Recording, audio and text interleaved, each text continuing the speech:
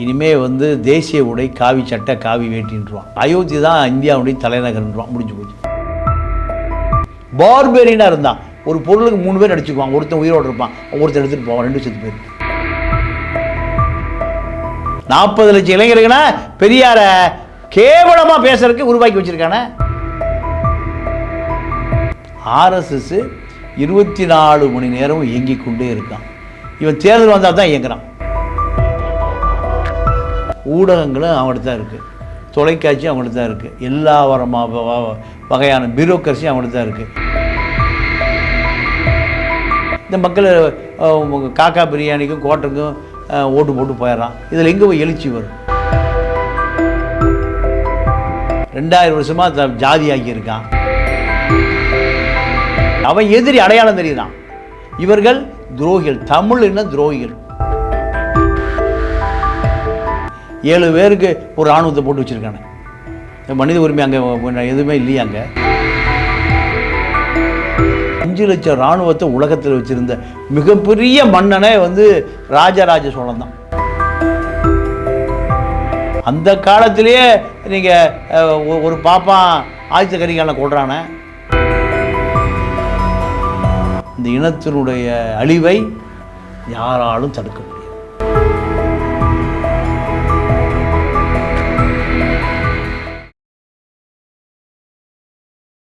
தமிழ் நேயர்களுக்கு வணக்கம். ராமர் கோயில் திருப்போட்டியில் நடக்கக்கூடிய பல்வேறு விஷயங்கள் குறித்து உரையாடுவதற்காக தமிழா பாண்டியன் அவர்கள் நம்மளோட இணைஞ்சிருக்காங்க. வணக்கம் சார். வணக்கம். வணக்கம். இப்போ ராம ஜென்ம பூமி வந்து அதை பற்றி என்ன பிஜேபிக்காரங்க சொல்கிறாங்க அப்படின்னா, ராமராஜ்யத்தினுடைய ஒரு முக்கியமான துவக்கம் அப்படின்னு பேசுகிறாங்க. இப்போ RSSனுடைய தலைவரான கோல்வால்கர் வந்து அவருடைய ஞானகங்கை புத்தகத்தில் என்ன எழுதியிருக்காரு அப்படின்னா, இந்தியாவை வந்து ஒரு ஏகாந்த அரசாக உருவாக்கணும், அதாவது மாநிலங்களே இல்லாமல் ஒற்றை மையமான ஒரு அரசை உருவாக்கணும். அந்த காலத்தில் வந்து அம்பேத்கருக்கு அது மாதிரியான வாய்ப்பெல்லாம் கிடைச்சிது. அதாவது அரசியலமைப்பு சட்டம் எழுதுனவங்களுக்கு அந்த வாய்ப்பு கிடைச்சிது, அதை அவங்க பயன்படுத்தாம விட்டாங்க. ஆனால் இந்த ராமர் கோயில் மையமாக வச்சு இந்த ராமராஜ்யம் அப்படிங்கிறதே வந்து மாநிலம் இல்லாமல் அந்த 3% பிராமணர்களுடைய ஆட்சியை கொண்டு வரதுக்கான ஒரு முதல் துவக்கத்தை வந்து வெற்றிகரமாக பண்ணிட்டாங்க அப்படிங்கிற மாதிரியா பிஜேபிக்காரங்க சொல்கிறாங்க. அது நீங்கள் எப்படி பார்க்குறீங்க? அது உண்மை இருக்குது, அதுதான் நடக்கும். நமக்கு எதிர்காலத்தில் மாநிலமே இருக்கா. இப்போ அவன் ஒரே பொது சிவில் கோட் கொண்டு வர தொடக்க புள்ளி அதுதானே. இப்போ அமெரிக்காவில் ஆளுங்கட்சி எதிர்கட்சி தான் இருக்குது, பிரிட்டனில் ஆளுங்கட்சி எதிர்கட்சி தான், மாநில கட்சிகளே இல்லை.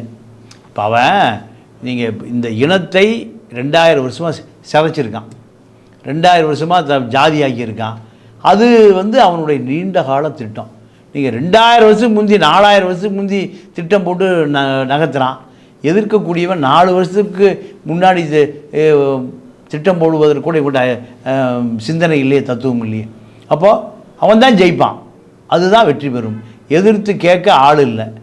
அப்போ அந்த தத்துவத்தை மக்கள்கிட்ட கொண்டு போய் சேர்ப்பதற்கான ஊடகங்களும் அவங்கள்ட்ட தான் இருக்குது, தொலைக்காட்சி அவங்கள்ட்ட தான் இருக்குது, எல்லா வகையான பியூரோக்ரஸியும் அவங்கள்ட்ட தான் இருக்குது. அப்போது இதுக்கு ஒரே தீர்வு, அந்த மக்களிடம் கொண்டு போய் சேர்ப்பதினால் மட்டும்தான் அந்த மக்களை நீங்கள் அவங்கள்ட்ட வந்து பிரிச்செடுக்க முடியும். அதற்கான எந்த முயற்சியும் யாரும் செய்வதாக தெரியவில்லை. இப்போ மாநிலங்களே இல்லாமல் போகிற சூழல் அப்படின்னா, இப்போ நம்ம ஒரு தமிழர் இருக்கோம், இப்போ மலையாளிகள் இருக்காங்க, கர்நாடக மக்கள் இருக்காங்க. இவங்களுக்குள்ள அரசியல் உரிமைக்கான ஒரு தன்னிச்சையான எழுச்சிகளை வரும் இல்லையா?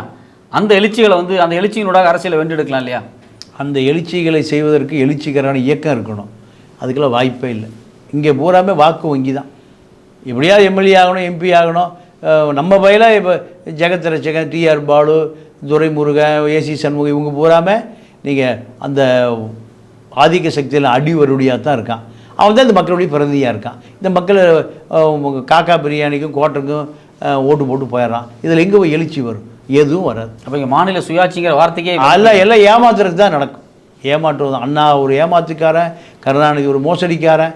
இவர்கள் அரசியலை நீங்கள் எங்கே கொண்டு விட்டுட்டு போயிட்டான்னா நேராக உதயநிதி இன்பநிதி கொண்டு விட்டுட்டு போயிட்டான். இவர்களுக்கு என்ன தெரியும்? ஆனால் இருந்தாலும் தமிழ்நாட்டில் வந்து ராமராஜ்யமாக இருக்கட்டும், ராமர் கோயில் கட்டுமானமாக இருக்கட்டும், இது வந்து வெகு மக்கள்கிட்ட ஒரு பெரிய எதிர்ப்பு வந்து தெரிவிச்சுட்டு தானே இருக்குது. தமிழ்நாட்டில் வந்து அந்த எதிர்ப்பு இருக்குது, தென்னிந்தியாவிலே அந்த எதிர்ப்பு இருக்கு இல்லையா? அப்போ வந்து மக்கள் ஒரு அரசியல் இயக்கத்தை வந்து முன்னெடுக்கிறதுக்கான ஒரு உந்து மக்கள் சைட்லேருந்து வரும் இல்லையா? எப்படி இருந்தாலும் இப்போ அரசியல் கட்சிகள்கிட்ட பலவீனங்கள் இருந்தாலும் இப்போ சாமானிய மக்கள் எடுத்துக்க, இப்போ தமிழ்நாட்டு சாமானிய மக்கள் வந்து இந்த ராமர் கோயிலை ஆதரிச்சோ ராமர் கோயிலுக்கு எல்லாம் செய்யணும் அப்படிங்கிற ஒரு மனநிலையில் அந்தளவுக்குலாம் இல்லை. இப்போ உத்தரப்பிரதேசில் இருக்க மாதிரி, மத்திய பிரதேசில் இருக்க மாதிரி இல்லை. இங்கே தென்னிந்தியாவில், அது கேரளாவில், இங்கெல்லாம் வந்து ஒரு ஸ்ட்ராங்கான மக்கள்கிட்ட ஒரு விழிப்புணர்வு இருக்கு இல்லையா? அந்த விழிப்புணர்வு அரசியலாக மாறாதா?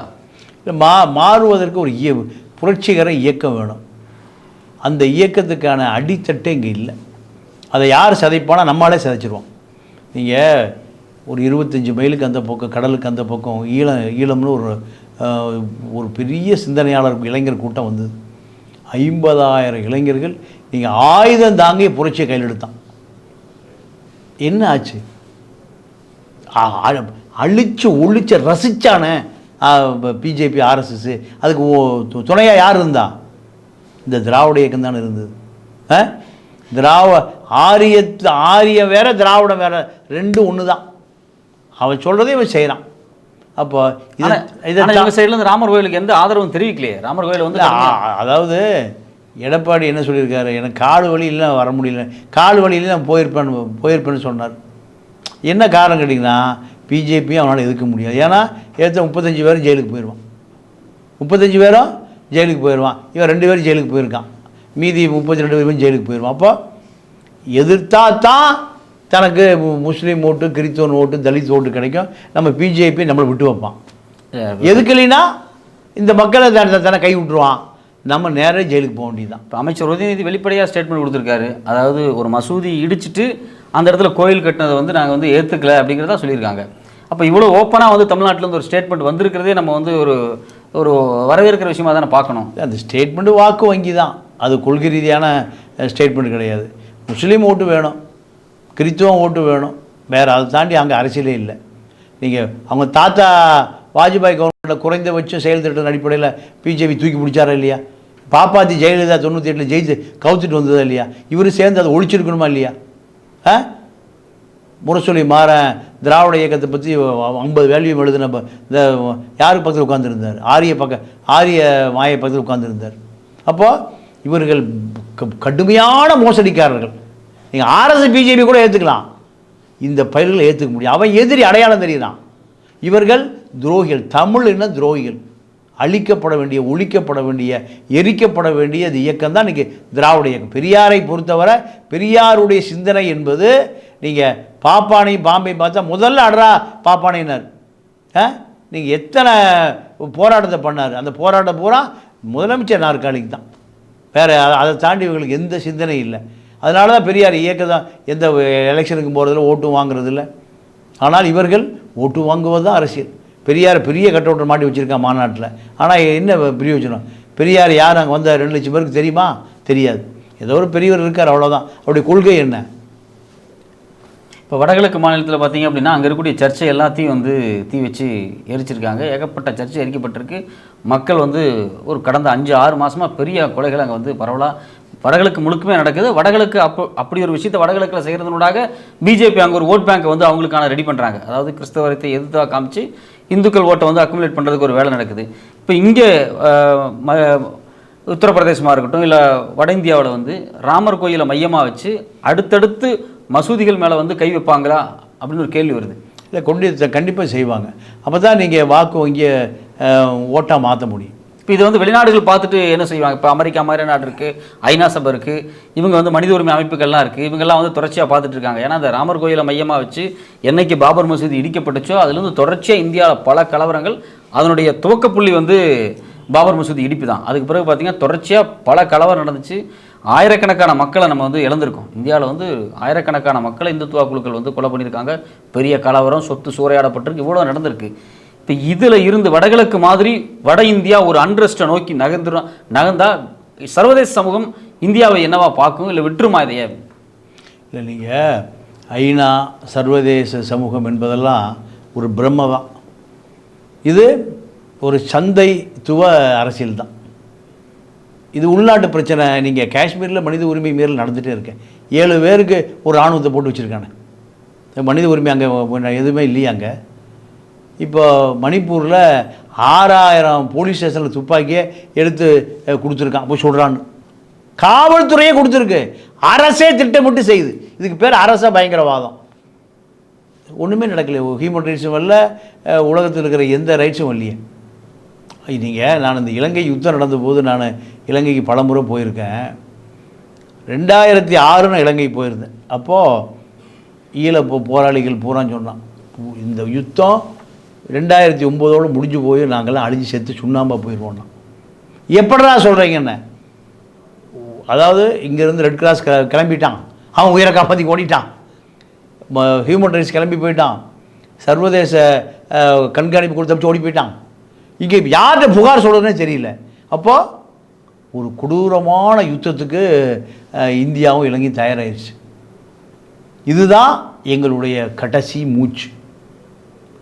அப்போ எனக்கு அதனுடைய சீரியஸஸ் தெரியல. அப்படிலாம் எப்படி நடக்கும்? ரெட் கிராஸ் இருக்கா, இன்டர்நேஷ்னல் ஹியூமன் ரைட்ஸ் இருக்குது, அமெரிக்கா அவ்வளோ தூரம் ஜனநாயகம், பிரிட்டன் வாய்ப்பே இல்லை. உங்களுக்கெல்லாம் ஒரு பெரிய அது இலங்கையில் புலிகள் தலைமையிலிருந்து சொன்ன கதை. ஆனால் என்ன நினச்சது, 7 சண்டை ஆரம்பித்தான், 8, 9 அப்பாவி மக்களை, நீங்கள் இடம்பெயர்ந்த மக்களை ஒரே நாளில் 2 லட்சம் பேரை கொண்டான். உலகத்தில் எந்த ஹியூமன் ரைட்ஸ் இதெல்லாமே மக்கள் ஒரு நம்பிக்கை ஊட்டுவதற்காக. இப்போ இந்தியாவில் ஜனநாயகம் இருக்குது, எனக்கு தெரிஞ்சு அதுக்கு பேர் ஜனநாயகமாக இல்லை. ஒரு உயர் அதிகாரி நினச்சா எவனை வேணால் சுட்டுக்கொள்ளலாம், நம்ம எவனை வேணால் என்கவுண்டர் பண்ணலாம், எவனை வேணால் லாக்கப்பில் போடலாம். எனக்கு தெரிஞ்ச பல அதிகாரிகள் என்ன பண்ணிட்டு இருக்கான்னு வெளியே சொல்ல முடியாது. உயர் அதிகாரிகள், காவல்துறை அதிகாரிகள் அரசியல்வாதி 2 பேர் ரியல் எஸ்டேட்டுக்காக நீங்கள் எத்தனையோ வேற மிரட்டுறான், எத்தனையோ பேரை கொள்றான். எந்த செய்தி மீடியா பூரா கண்ட்ரோலில் வச்சுருக்கான், மீடியா பூரா அவன் கண்ட்ரோலில் வச்சுருக்கான். அப்போ என்ன போய் பிடுங்குது ஹியூமன் ரைட்ஸும், என்ன இலவச சட்ட உதவி மையம், ஒன்றுமே இல்லை. அப்போ ஒரு சாட்சியம் இல்லாத யுத்தம் அங்கே நடந்துகிட்டு இருக்கு வட இந்தியா முழுக்க. கண்டிப்பாக இது இன்றைக்கி நேற்று இல்லை, ஏறக்குறைய ஒரு 20 ஆண்டு பிஜேபி வந்தது நடந்துட்டுருக்கு. இதில் நமக்கு இந்த ராமர் கோயிலை மையமாக வச்சு இன்னொரு பெரிய கேள்வி வருது. இந்த ரிட்டையர்டான இராணுவ அதிகாரிகளாக இருக்கட்டும், இல்லை உயர்மட்டத்து பதவியில் இருந்தவங்களாக இருக்கட்டும், இல்லை ஜட்ஜுகளாக இருக்கட்டும், இவங்க எல்லாமே இந்த ராமர் கோயில் திறப்பில் கலந்துக்கிறது அப்படிங்கிறது இந்திய அரசியலமைப்பு சட்டத்துக்கு எதிரானது இல்லையா? இந்திய அரசியலமைப்பு சட்டம் அப்படிங்கிறது எந்த மதத்துக்கு சாதகமானது கிடையாது, அது ஒரு செக்யூலரான சட்ட அமைப்பு. நீங்கள் வரலாற்று பூர்வமாகவே பார்த்தா மதத்துக்கும் அரசுக்குமே ஒரு பெரிய தொடர்பு இல்லாமல் தான் இருக்கணும் அப்படிங்கிறது தான் ஒரு முன்னேற்றமாக பார்க்கப்படுது. கடந்த 100 ஆண்டு காலத்தில் ஜனநாயகத்தினுடைய ஒரு சின்ன வெற்றி அப்படிங்கிறது மதம் அரசியலேருந்து ஒதுங்கி நிற்கணும் அப்படிங்கிறது தான். ஆனால் இப்போ பார்த்தீங்க அப்படின்னா இந்த ராமர் கோயில் திறப்பை மையமாக வச்சு ஜட்ஜுகளை வர வைக்கிறது, இல்லை காவல்துறை முன்னாள் அதிகாரிகளை வர வைக்கிறது, இல்லை இராணுவ அதிகாரிகளே வர வைக்கிறது. இப்போ இராணுவ அதிகாரிகள் அப்படிங்கிறது பார்த்தீங்கன்னா யாருக்கும், அதாவது எந்த கட்சிக்கோ சித்தாந்தத்துக்கோ உட்படாத விஷயம். அது ஒரு தனித்துவமாக இயங்கக்கூடிய ஒரு இடம். ஸோ அதுவே இன்றைக்கி ராமர் கோயிலில் நிற்குது அப்படின்னா நமக்கு இது ஒரு பெரிய அரசியலமைப்பு சட்டத்துக்கு ஒரு அச்சுறுத்தல் தானே? இல்லைங்க, இதுதாங்க 2000 வருஷமாக நடக்குது. எவ்வளோ வருஷமா? 2000 வருஷமாக நடக்குது. இப்போது இதைத்தான் பெரியார் கத்திட்டு செத்து போனார். அம்பேத்கர் சொல்லிட்டு அவர் செத்து போயிட்டார். சவிதா அம்பேத்கர் நாடாளுமன்றத்துக்கு போய் என் முழுக்க கொண்டு விட்டானே ஆகுது. இந்துவாக பிறந்து விட்ட இந்துவா சாகலையா, எல்லா பேரும் புத்த மதத்துக்கு மாற்றுறேன்னு. நீங்கள் நாக்பூரில் போய் முதல்ல 2 லட்சம் பேர் மாற்றுறாரு, அப்புறம் 2 லட்சம் பேர் மாற்றுறான், செத்தே போயிட்டார். எப்படி செத்தாருன்னு தெரியல. அப்போது நாராயண குரு தான் சொன்னார், எல்லா ஆட்களும் இதுதான் சொன்னாங்க. என்னென்னா, நீங்கள் ஆயிரக்கணக்கான வருடமாக 3% சொல்கிறது தான் சட்டமாக இருக்குது. நீங்கள் அதாவது 5 லட்சம் இராணுவத்தை உலகத்தில் வச்சுருந்த மிகப்பெரிய மன்னனே ராஜராஜ சோழன் தான். நீங்கள் நெப்போலியன்கிட்ட இல்லை, ஹிட்லர்கிட்ட இல்லை, உலகத்தையே கட்டி ஆண்டதாக சொல்லப்படுகிற எவங்கிட்டையுமே 5 லட்சம் இராணுவம் ஸ்டாண்டிங் மிலிட்டரியே கிடையாது. நீங்கள் அரபிக்கடல், வங்காள விரிகுடா, இந்துமா கடலை முழு கண்ட்ரோலில் வச்சுருந்தான். 2.5 லட்சம் இராணுவத்தை வச்சுருந்தான். அவன் தான் ராஜராஜ சோழனுடைய மகன் ராஜேந்திர சோழன். கிரேக்க கப்பலாகட்டும், சீன கப்பலாகட்டும், இவனுக்கு சுங்கம் கொடுத்துட்டு தான் போகணும். அந்த காலத்திலேயே நீங்கள் ஒரு பாப்பான் ஆதித்த கரிகாலனை கொள்றானே, அப்போது அதிகாரம் யார்கிட்ட இருக்கு? 3%. அவனை ஒன்றுமே பண்ண முடியலையே. அவனை எது தடுத்துன்னா அந்த ஆன்மீகம் தான் தடுத்தது. அத்தனை பேரையும் அவன் போட்டு தள்ளியிருந்தானா அன்றைக்கே பிரச்சனை முடிஞ்சிருக்கு. நீங்கள் ராஜராஜ சோழனே பயப்படுறானே இந்த ஆன்மீகத்தில், காரி துப்புற ஆன்மீகத்தில்.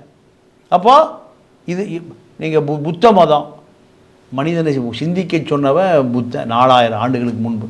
கிறித்துவ மதம் கிடையாது, முஸ்லீம் மதம் கிடையாது, கன்ஃபியூஸ் மதம், உலகத்தில் எந்த மதம் கிடையாது. மதம்னு மக்களை ஒருநிலைப்படுத்தியவன் புத்தன். புத்தி உள்ளவன் புத்தன். எந்த அன்பாக இருக்கடா, அதான் காட்டு முராண்டியாக இருந்தான், பார்பேரியனாக இருந்தான். ஒரு பொருளுக்கு 3 பேர் அடிச்சுக்குவான், ஒருத்தன் உயிரோடு இருப்பான், ஒருத்தர் எடுத்துகிட்டு போவான், 2 செத்து போயிருப்பான். இவனை தான் அவனை நீங்கள் புத்தர் மதமாக்குனார். இந்த கிறித்துவ மதம் எந்த மதம் தோண்டலை. இவன் இந்த பார்ப்பன மதம் வந்த பிறகு புத்த மதத்தையும் ஒழிச்சிட்டானே. இந்தியாவில் தோன்றிய புத்த மதம் இந்தியாவில் கிடையாது, இந்தியாவை தாண்டி உலகம் பூரா இருக்குது. அப்போது நீங்கள் இவர்களை எதிர்க்கக்கூடிய சக்தி உருவாகவே இல்லையே. இப்போ தென்னிந்தியாவில் வந்து பார்த்திங்கன்னா இந்த பார்ப்பன எதிர்ப்பு வந்து நீதி கட்சி காலகட்டத்தில் ஆரம்பித்து ஒரு பெரிய வலுவான சக்தியாக வளர்ந்துச்சு.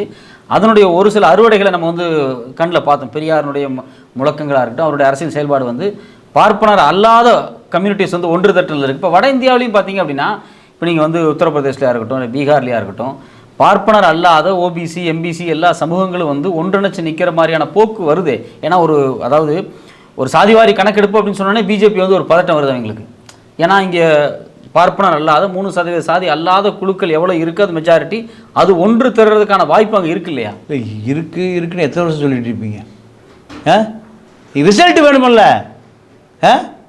இவ்வளோ பாதிக்கப்பட்டு இன்னும் ஒன்று சேரலைன்னா எப்போ ஒன்று சேர போகிறீங்க? நீங்கள் அங்கே இன்னும் இனக்கலவரம் நடக்குதா இல்லையா? நடந்துகிட்டே இருக்குது. எந்த தலித்து எந்த அங்கீகாரம் இல்லை, நீங்கள் எந்த ஷெட்யூல் ட்ரைப்ஸ் அங்கீகாரம் இல்லை. நீங்கள் அந்த அம்மா உள்ளே விட மாட்டேங்கிறான். நீங்கள் முன்னாள் ஜனாதிபதி எங்கே போனால் எல்லாம் கழுவுறான். இதெல்லாம் பார்த்துட்டு தானே இருக்கோம். அப்போ இதை பார்த்தும் எதுவும் நடக்கலைன்னா எப்போ நடக்கும்? இப்போ வட இந்தியாவில் இருக்கக்கூடிய ஓபிசி கம்யூனிட்டிக்கு வந்து ஒரு பெரிய தென்னிந்தியாவில் நடந்த மாதிரியான ஒரு பார்ப்பன எதிர்ப்பு இயக்கமோ இல்லை பார்ப்பனர் அல்லாத இயக்கம் வந்து அங்கே உருவாகிறதுக்கு வாய்ப்பே இல்லைங்கிறீங்க? வாய்ப்பே இல்லை. நீங்கள் ஒரு அம்பேத்கர் மறுபடியும் பிறக்கணும், மறுபடியும் ஒரு பெரியார் பிறக்கணும், ஜோதிபாய் பிள்ளை பிறக்கணும், நாராயணகுரு பிறக்கணும். யார் எப்போ பிறக்கிறது? இப்போ பிறக்கிற முறை உதயநிதி இன்பநிதி தானே இருக்கான். சீமா மாதிரி ஆளு தான் இருக்கான். ஆர்எஸ்எஸ் எதை செய்யணும்னு நினைக்கிறானோ, நீங்கள் தேசிய பிரச்சனையில் அவன் நினைக்கிறத இவன் செய்கிறானே. பெரியாருக்கு எதிராக 30-40 லட்சம் பேரை எதிர்த்தா உருவாக்கி வச்சுருக்கானே. எவ்வளோ பெரிய பார்ப்பனது வெற்றி பாருங்க. 40 லட்சம் இளைஞர்களா பெரியாரை கேவலமாக பேசுறதுக்கு உருவாக்கி வச்சுருக்கானே சீமான். அப்போ அது எவ்வளோ பெரிய வெற்றி பாருங்கள். யாருக்கு வெற்றி? பார்ப்பனத்தின் வெற்றி. ஆர்எஸ்எஸ். நீங்கள் கற்பனை பண்ணி பார்க்க முடியாத 50 லட்சம் இளைஞர்களை பெரியார் கருப்பு சட்டை போட்டு வச்சுருந்தார். இந்த மோசடிக்கார அண்ணா அயோக்கிய பைய சட்டையை கழட்டி கடைசியில் கூட சினிமா தேட்டர் விட்டுட்டு போயிட்டான். இப்போ சீமா என்ன பண்ணிருக்கான்? 50 லட்சம் இளைஞர்களை பெரியாரை எதிர்த்து பேசுகிறதுக்கு உருவாக்கி வச்சுருக்கான். மோசடிக்காரங்களாம் பெரியாரை அயோக்கியன். முத்துராமலிங்க தேவர் சமூக தலைவர், நான் அவர் குறைச்சி சொல்லலை. இவன் சொத்தை 2வது முன்னாடி கொடுத்துட்டு போயிட்டான்னு பேசுகிறான். அப்போது எங்கே சக்தி, நம்மளுடைய தமிழ் சக்தி எங்கே டைவர்ட் ஆகுதுன்னு பாருங்கள். இந்த இளைஞன் எங்கே போகிறான்னு பாருங்கள். அப்புறம் எங்கே போய் ஆர்எஸ்க்கு எதிரான சக்தி வளரும்? குருமூர்த்தி தான் தலைவன், அண்ணாமலை தான் தலைவன், அமர் பிரசாத் ரெட்டி தான் தலைவன். ஆனால் இந்தியா கூட்டணி வந்து ஏதோ ஒரு வகையில் பார்ப்பனர்களை விட்டு இந்த ஓபிசி அக்குமுலேட் பண்ணுற மாதிரியே தான் ப்ரொஜெக்ஷனாக இருக்குது. இந்தியா முழுக்க வந்து அதான் பேசப்படுது. பேசப்பட்டாலும் அதுக்குள்ளே நிறைய ஆர்எஸ்எஸ் ஊடுருவல் இருக்குது. அதுக்குள்ளே நிறையா ஆர்எஸ்எஸ் ஊடுருவல் இருக்குது. அவன் இயங்கிட்டே இருக்கான் சார். ஆர்எஸ்எஸ் 24 மணி நேரமும் இயங்கிக் கொண்டே இருக்கான். இவன் தேர்தல் வந்தால் தான் இயங்குறான். 195 நாடுகளில் இந்தியா ஒரு பெரிய ஒரு நாடு. 600 லட்சம் கோடி பட்ஜெட் உள்ள ஒரு நாடு. இதுக்கு 195 நாடுகளில் தூதரகம் ஒரு ஏக்கராவில் 100 பேர் வேலை செய்கிறான். ஆர்எஸ்எஸ் 195 நாடுகள்லையும் நீங்கள் 10 ஏக்கராவில் 1000 பேர் வேலை செய்யலாம். எது பெரிய அமைப்புன்னு சொல்லுங்கள்? எது பெரிய அமைப்பு? 100 பேர் ஒரு ஏக்கராவில் வேலை செய்கிறது பெரிய அமைப்பா? 1000 பேர் 10 ஏக்கரா வேலை செய்கிறது பெரிய அமைப்பா? எது பெரிய அமைப்பு? எது ஜெயிக்கும்? அவங்க தான். அப்புறம் இவனுக்கு எதிராக நீங்கள் பிபின் ராவத் செத்து போயிட்டான், முப்படை தளபதி. அந்த பிபின் ராவத்து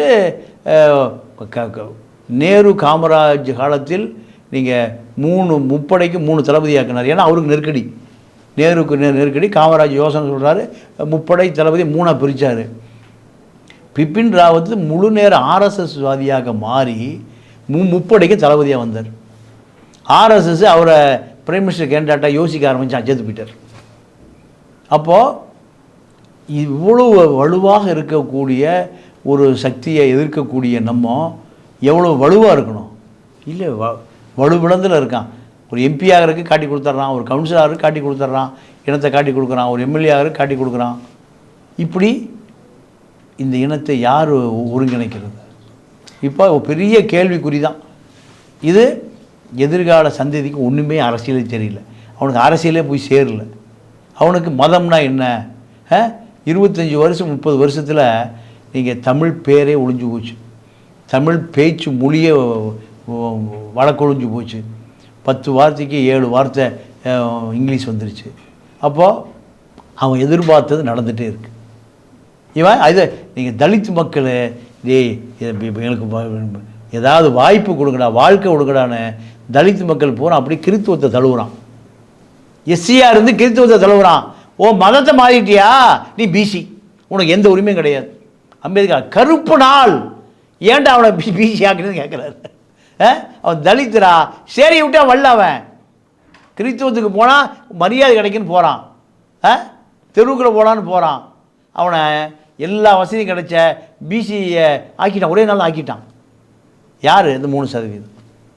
97% அதிகாரத்தை நோக்கி அவனை கெஞ்சிட்டு நிற்கிறான், இன்னைக்கு வரைக்கும் கெஞ்சிறான் 140 கோடி பேரும். அப்போது இது எங்கே விடிவு இருக்குது? இப்போ இந்த ராமர் கோயில் கட்டுமானம், ராமர் கோயில் திறப்பு அப்படிங்கிறதே வந்து இந்தியாவில் வந்து ஒரு முக்கியமான அத்தியாயத்தினுடைய துவக்கமாக இந்துத்துவா நோக்கி மிக வேகமாக நகர்கிறது.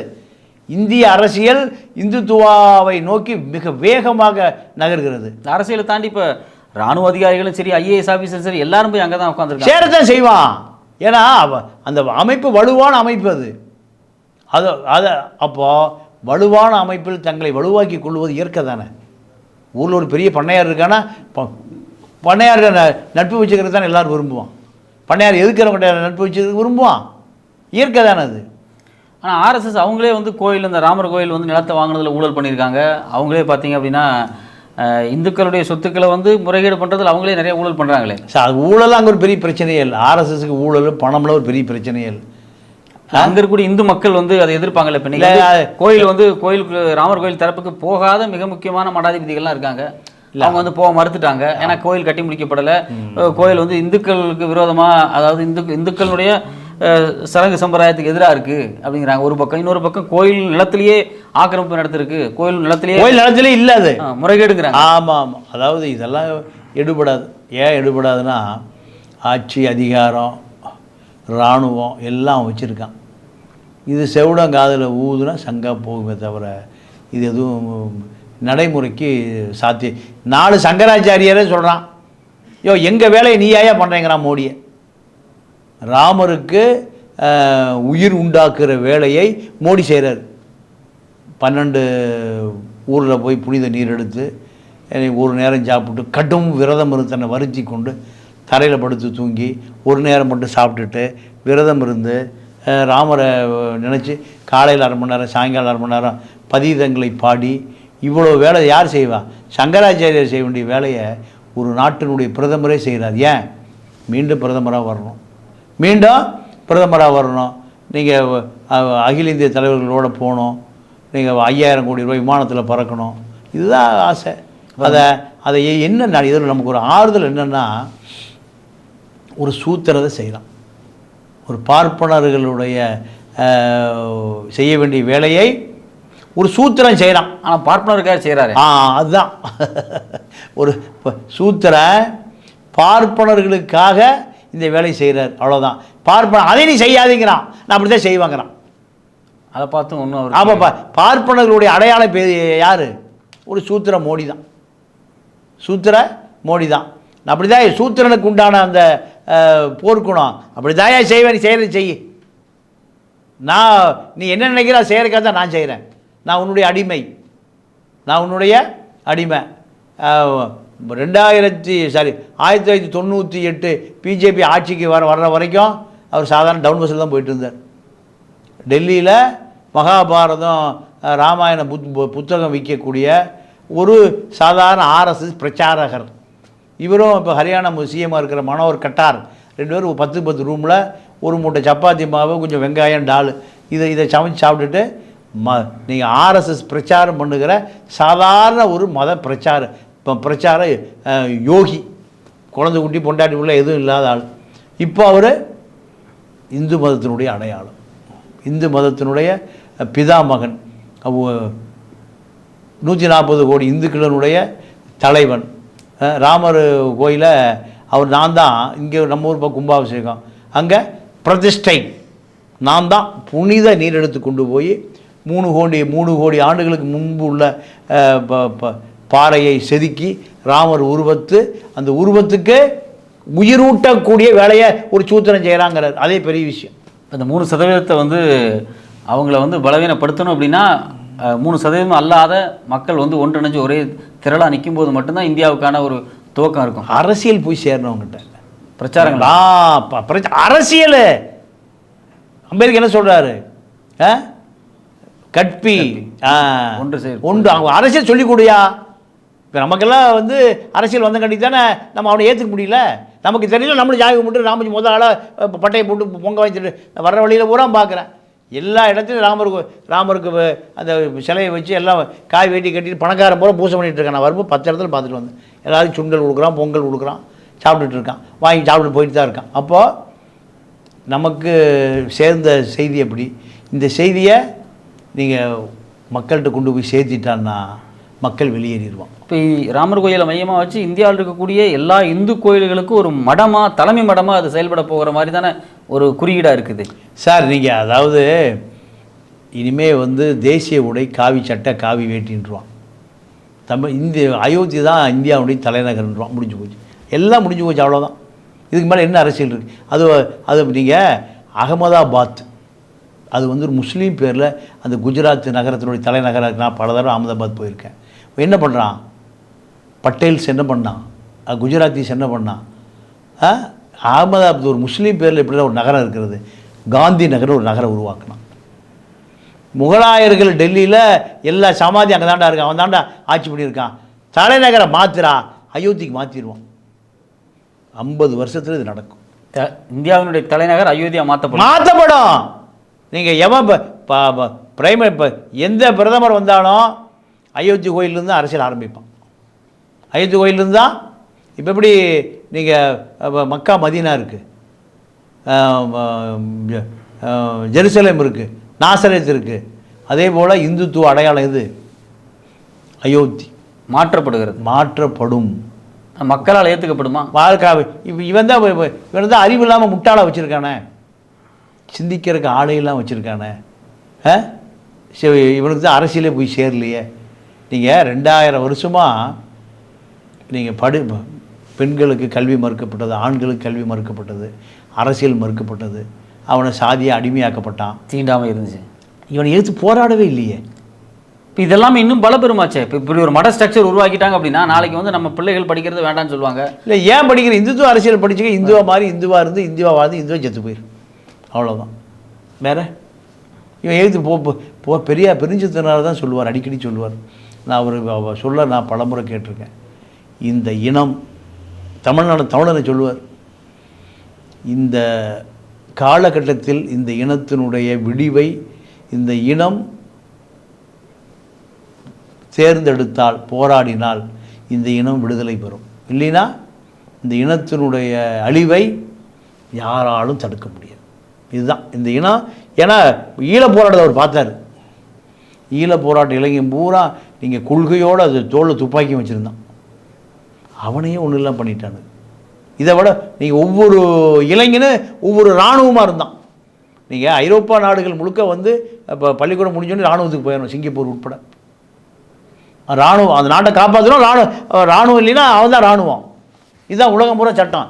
பிரிட்டிஷ் இளவரசர் எவ்வளோ பெரிய குயினுடைய வாரிசாக இருந்தாலும் பிரிட்டிஷ் சட்டப்படி அவன் இராணுவத்துக்கு போயிடும். இங்கேயே அக்னி பாத்திரம் கொண்டு வந்து ஆர்எஸ்எஸ் உள்ள அனுப்புகிறாங்க. ஆமாம், ஆர்எஸ்எஸ் அரசியல் தான். அப்போது அவனை ஏன் அரசியல் மயப்படுத்துகிறான்னா, இராணுவம் மயப்படுத்துகிறான்னா அந்த தேசத்தை கட்டி காப்பாற்றணுங்கிறதுக்காக. இங்கே என்ன நடக்குதுன்னா அது அப்படியே உள்டாவா ஆர்எஸ்எஸ் அரசியலை அவன் உள்வாங்கி ஆகணும். ஆர்எஸ்எஸ் அரசியலை அவனுக்கு சொல்லி கொடுக்குறான். அப்போது இராணுவத்திலேயே இப்போ அவன் இராணுவத்தில் வந்து ஆர்எஸ்எஸ் அரசியலை கற்றுக்கிட்டு அந்த 3 வருஷம் பீரியடு சொல்கிறாங்க இல்லையா, ஒரு பீரியடு, அந்த பீரியடை முடிச்சா வெளியே வரான்னு வச்சுங்களேன். வெளியே வந்து சாமானிய மக்களோட தான் வாழ போகிறான். ஆனால் அவனுக்கு துப்பாக்கி சுட தெரியும், எல்லாம் தெரியும், ஆர்எஸ்எஸ் தான் இருப்பான். நீங்கள் சரியா, ஆர்எஸ்எஸ் எது செஞ்சாலும் அதில் ஒரு இந்துத்துவ அரசியல் இருக்கும். அதுதான் செய்வே மாட்டான். அதை தான் அவன் செஞ்சு வச்சுருக்கான். அப்போ அவன் சிறப்பு நீங்கள் மேலே போயிட்டே இருக்கான். நம்ம தரப்புக்கான அடித்தளமே இன்னும் போடப்படவில்லை. அப்போ யார் ஜெயிப்பான்? பேச்சு வேணால் பேசிக்கலாம். அடுத்த கம்யூனிஸ்ட் உலகத்தை ஆடுருங்குவான் கேட்டான். அடுத்து திராவிட இயக்கம் அழிஞ்சே போகாதுங்குவான் இன்னும் அவனை கேட்டான். இப்படித்தான். ஆனால் சும்மா அதில் வெத்து வேட்டு. ஆனால் நாடு மிக கொடூரமான இந்துத்துவ அபாயத்தை நோக்கி, பேசிஸ் அபாயத்தை நோக்கி போயிட்டுருக்கு. அதனுடைய மைல் கல் தான் இன்றைக்கி இதுதான். இது அந்த மக்கள் புரிந்து கொள்ளாமல் எல்லாம் கொண்டாடுறான். கொண்டாடுவதற்கு அவனுக்கு அரசியல் தெரியல, அரசியல் சொல்லிக் கொடுக்கப்படவே இல்லை. அப்போது அவனுக்கு அரசியல் தெரியலனா ஆன்மீகத்தை தான் அவன் அரசியல் நம்புகிறான். பள்ளி பாட புத்தகம் எல்லாமே அதுக்கேற்ற மாதிரி மாற்றப்படும். இப்போ மாற்றியாச்சு. நீங்கள் சார் மாற்றியாச்சு. இந்த இன்ஃப்ராஸ்ட்ரக்சர் பூராமல் நீங்கள் இப்போ மாநாட்டில் என்ன தீர்மானம் போட்டாங்க? திமுக மாநாட்டில் மாநில பட்டியலில் மீண்டும் கல்வி வரணும். மத்திய பட்டியலுக்கு போய் 50 வருஷம் ஆச்சு. 1975 எமர்ஜென்சி பில்லில் போச்சு. இன்றைக்கி வரைக்கும் கருணாநிதி அவங்க பாட்டன் பூட்டன் எந்த யாரும் ஈன்னு கேட்கல. இப்போ யார் கொள்ளு பேரை வந்து இதை காமிச்சு ஏமாற்றி எம்பி சீட் ஜெயிக்கணும். இதுக்கு தான் எது தீர்மானம் போடுறார், மாநில பட்டியலுக்கு கல்வி வரணும், பொதுப்பட்டு எடுத்துகிட்டு போயிட்டாங்க. ஏன்னா பாபர் மசூதி இடிச்சே பாடப்புத்தகத்துலேருந்து எடுக்கிறாங்க. குஜராத் கலவரத்தை பற்றி எடுக்கிறாங்க. காந்தியை கொன்னது கோட்சே பேரையே எடுக்கிறாங்க. ஆமாம். அப்போ எதிர்காலத்தில் வந்து இப்படி ஒரு சம்பவம் நடந்தது குறித்து அவங்க வந்து வரலாறுல இருக்காது. அப்போ ஒட்டுமொத்தமாக இந்திய வரலாறு அப்படிங்கிறது வந்து இந்த இந்துத்துவ வரலாறு தான் இந்திய வரலாறாக மாறும். அதாவது இந்துத்துவ வரலாறுல இந்த ராமர் கோயிலை திறப்பதனூடாக ஒரு இன்னொரு பெரிய அத்தியாயத்தை திறந்து வச்சுருக்காங்க. இது இது இது தொடரத்தான் செய்யும். ஏன்னா அவன் கடுமையான வலுவாக இருக்கான், ராட்சச பலமாக இருக்கான். எதிர்க்கக்கூடியவன் எறும்பு பலத்தில் கூட இல்லை. அப்போது அவனுக்கு அது சாத்தியம் என்பது தவிர்க்க முடியாது. ராமர் கோயில் திறப்பு குறித்து பல்வேறு விஷயங்கள், அதை சுற்றி இருக்கக்கூடிய அரசியல் குறித்து மிக தெளிவாக நம்மளோட வந்து பாண்டியன் அவர்கள் வந்து உரையாடினாங்க. நன்றி. நன்றி, வணக்கம்.